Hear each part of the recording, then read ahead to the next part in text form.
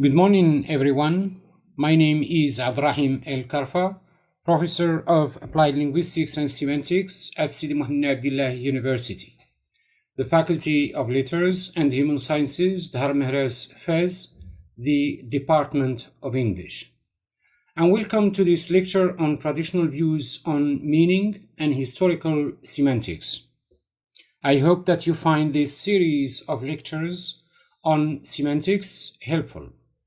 Now, let us start with the presentation and explanation of three major traditional views on naming and meaning.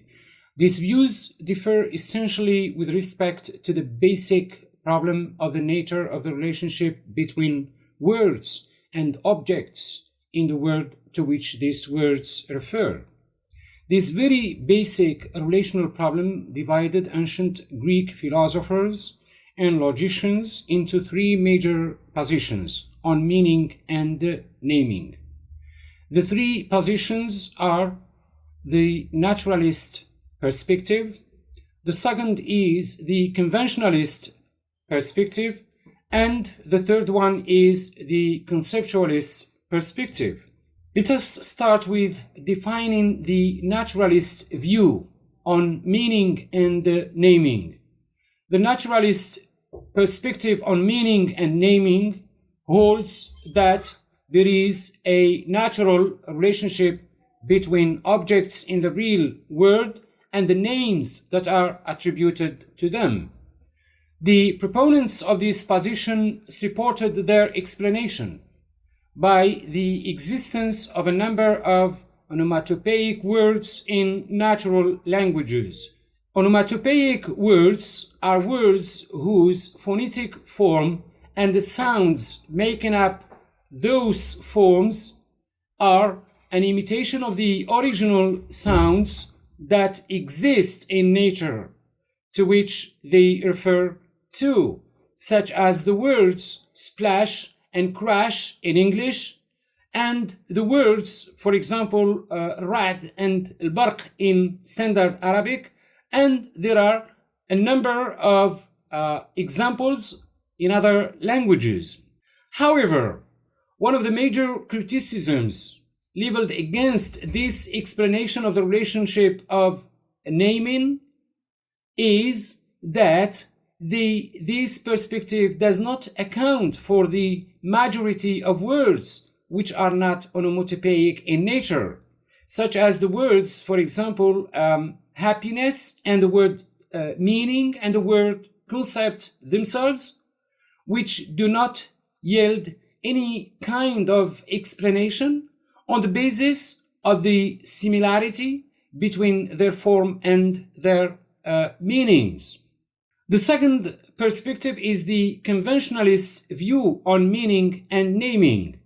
The conventionalist view holds that the relationship of naming is a matter of pure conventions and norms which are imposed by a given community. This means that meaning is the result of a tacit agreement among speakers of a particular language in a particular community at a certain time and place.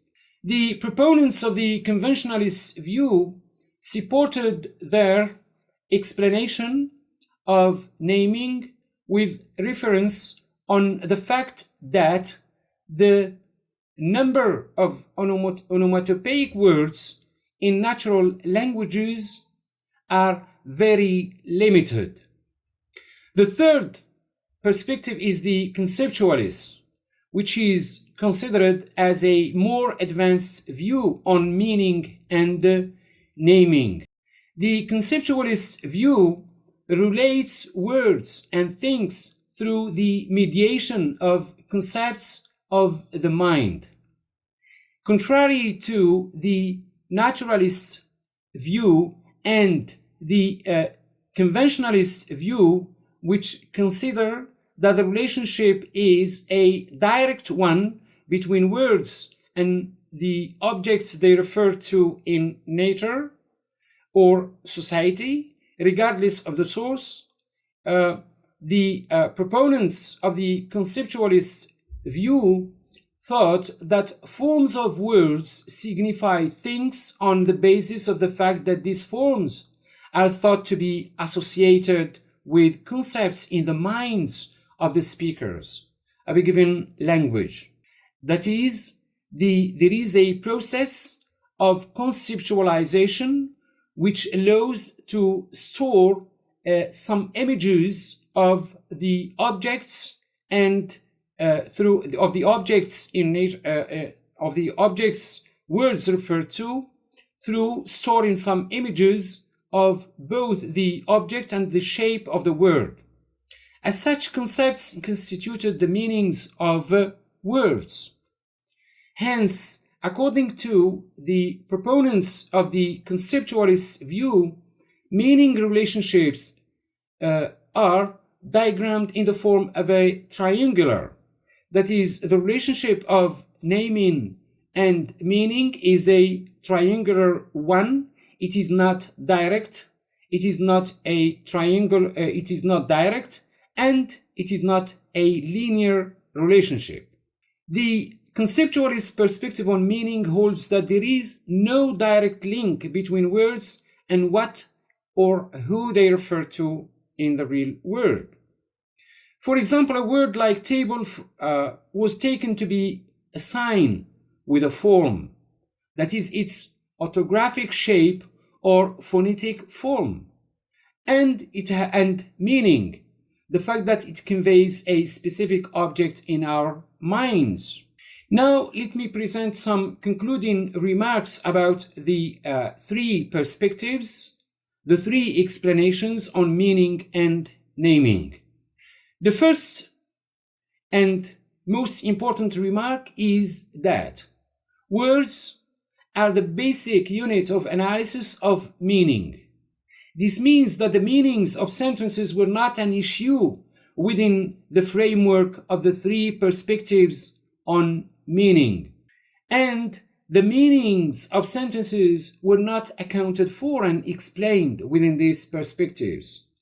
The second remark is that there is an agreement between proponents of the naturalist perspective and the conventionalist perspective on the direct and linear connection between words and things to which they refer in the real world.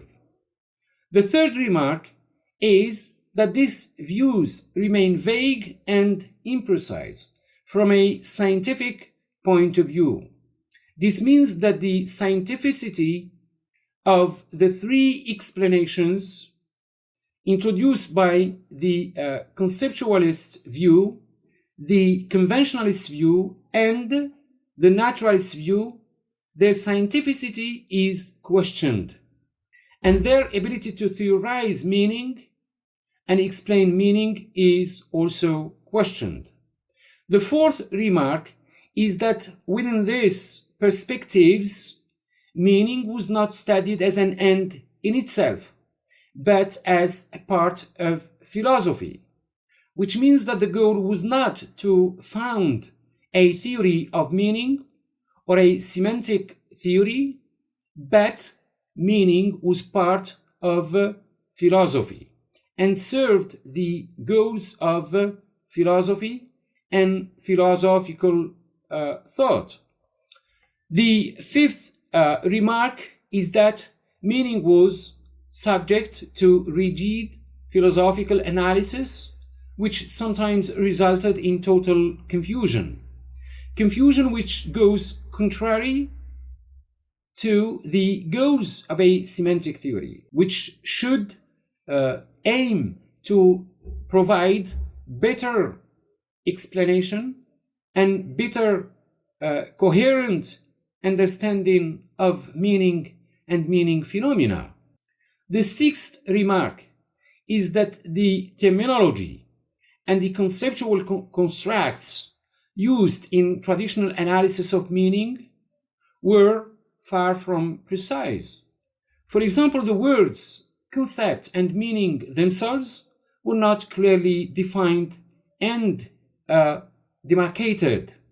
However, this concern with meaning was an important component of philosophy. And here it's important to note that the three explanations of meaning and naming reflected major conflicting lines of thought in Greek philosophy. These lines of thought continued their dominance in the field of meaning and in all fields because philosophy is the mother of all languages.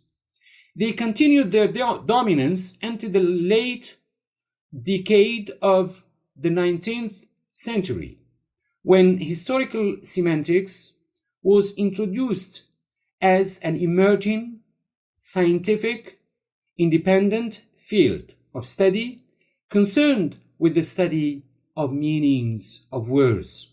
Now, let us present and explain what historical semantics is, or how semantics and the study of meaning were defined within this discipline. Historical semantics, semantic change and development. Although interest in questions of meaning can be traced back to ancient times, and this is something I explained in the previous lecture, in spite of this long history of concern in meaning issues, very little progress was made before the late 19th century, because semantics as a word did not exist until the last decade of the 19th century, exactly the year 1897, when the French linguist Michel Brel coined the term semantic from the Greek semeno, meaning to signify or mean, and in this year, Michel Brel published his book entitled Essai de sémantique, science de signification. So the term semantics appeared in French, semantic, in 1897, and it appeared in English 3 years later. That is, 1900s, when Lady Welby published her article on significance in the 11th edition of the Encyclopedia Britannica. In this article, Welby recognizes and credits Michel Brel to be the founder of the word semantics. She reports that semantics is a branch of study which was formally introduced and expounded in 1897 by Michel Brel, the distinguished French philologist, in his Essai de sémantique.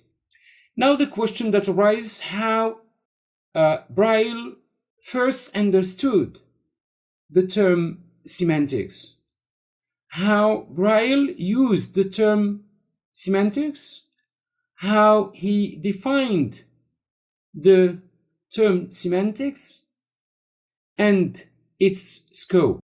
The term semantics was first used by Brel to refer to the change of meanings of words. Here we have to underline two terms, change and words, as important ingredients of this definition. In 1897, Michel Brel published his Essai de sémantique, in which he writes, "My intention was to give a general outline of a domain that has not existed, that has not been studied so far, and which should be the result of work for many generations of linguists. I consider this book a simple introduction to the science which I propose to call semantics." In this definition that occurs in the first part of Brel's book, he tries to connect semantics with linguistics and introduced semantics into European linguistic work. Second, Braille considers semantics as an emerging scientific domain. The third observation is that Braille sets a broad research agenda on semantics. In the second part of his book, Braille writes, "We propose to investigate how it happens that words once created and endowed with a certain meaning extend that meaning or contract it, transfer it from one group of notions on to another, raise its value or lower it, and how it happens that words bring about changes." He says it is this second part that constitutes semantics, the science of meaning. This definition shows that for Braille, semantics was a science, the subject matter of which was the study of the cause and structure of the processes of changes in meanings of words.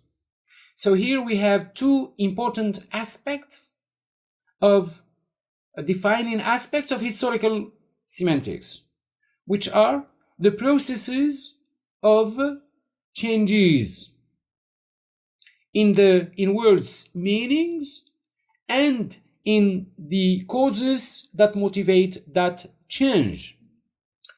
And to study meaning change, Braille introduces some types of changes that words go through, the most important of which are expansion and contraction of meanings, transfer of meanings, elevation and degradation of of words of their value. In the same line of thought, Damestater defines semantics as an investigation of the history of meanings and the causes of their changes.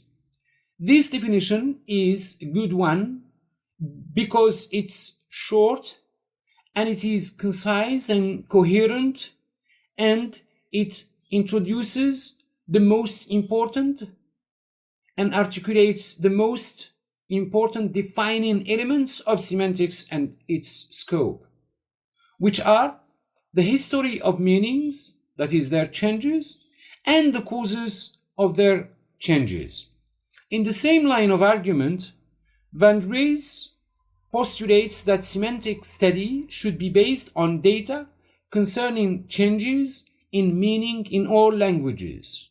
Once again, the changes words undergo are highlighted as an important element in the definition of semantics.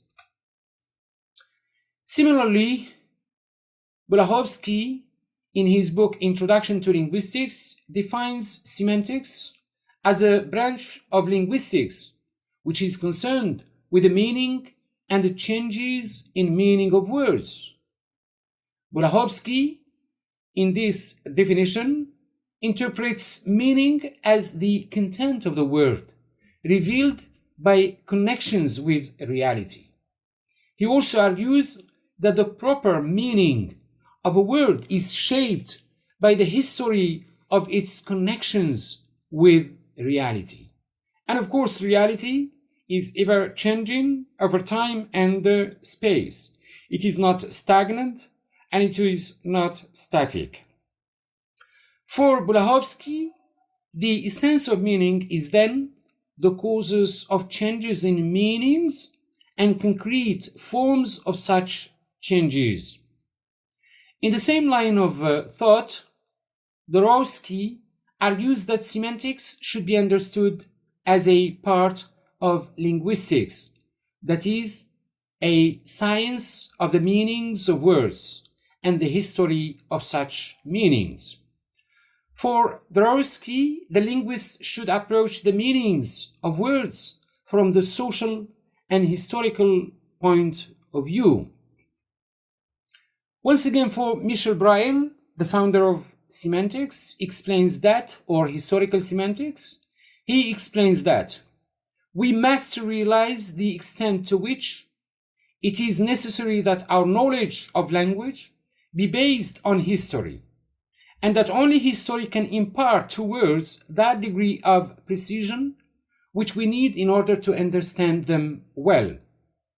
Here, Michel Braille makes it very explicit that in order to theorize meaning, in order to introduce better understanding and explanation of meanings, semantic study and meaning study should be based on a historical approach, that is, the changes that words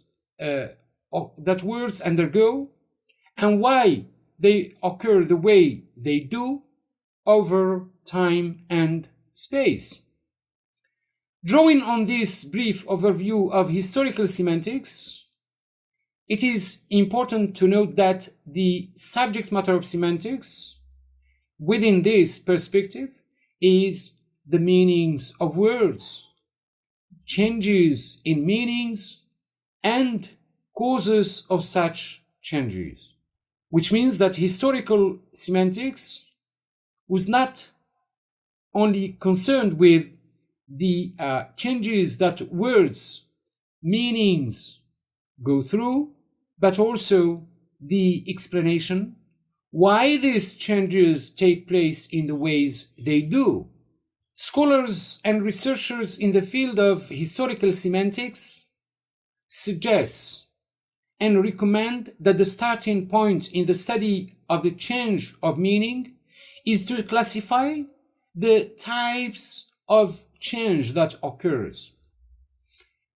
Here I quote the generalization attempted by Van Dries, who explains that the various changes in meanings to which words are subject are sometimes reduced to three basic types.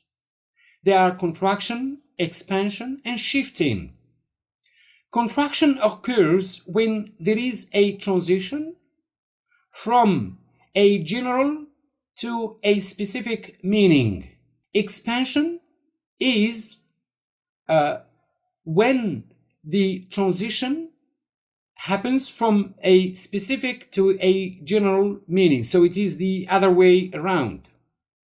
Shifting occurs when both meanings, that is, general meanings or specific meanings, either are equal in scope or, in that respect, indifferent to one another. Within the same historical perspective, Campbell, 2013, overviews and explains different types of semantic changes and groups them into 12 essential but overlapping categories. These are widening, narrowing, metaphor, metonymy, synecdoche, displacement, degeneration, elevation, taboo replacement and avoidance of offensiveness, hyperbole, litotes, and semantic shift due to contact between languages. So these processes that govern words, meanings, changes are some major problems and issues which define the scope of historical semantics. To conclude this overview on historical semantics, it is very important to note that the study of meaning within this perspective is diachronic in a sense. And here we have to underline and highlight the word diachronic, because this concept would allow us to explain the shift, the paradigmatic shift from historical linguistics and historical semantics to modern linguistics and modern semantics. In spite of the comprehensive insights and depth of thought brought about by historical semantics, by the end of the second decade of the 20th century, linguists generally came to accept the distinction made explicit by the Swiss linguist Ferdinand de Saussure between diachronic and synchronic linguistics and language study.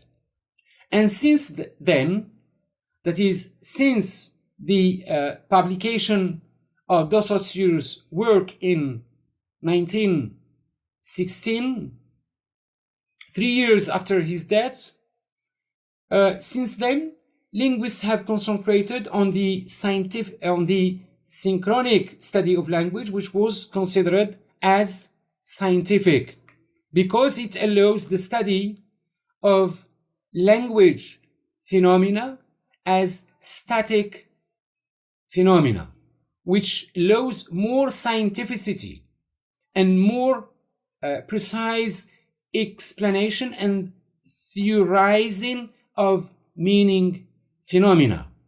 By the end of the second decade of the 20th century, strong criticisms and reactions emerged against the diachronic nature characterizing historical semantics and linguistics.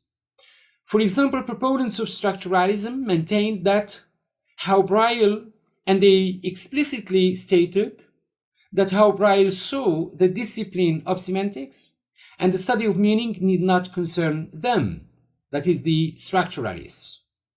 That is, how semantics and the study of meaning were defined and articulated within the historical perspective is irrelevant to the study of the scientific study of language and language phenomena, including meaning.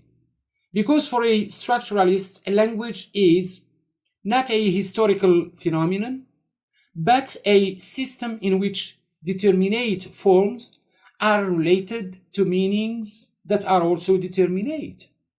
The structuralists hold that structural semantics is connected with meanings as terms in such system.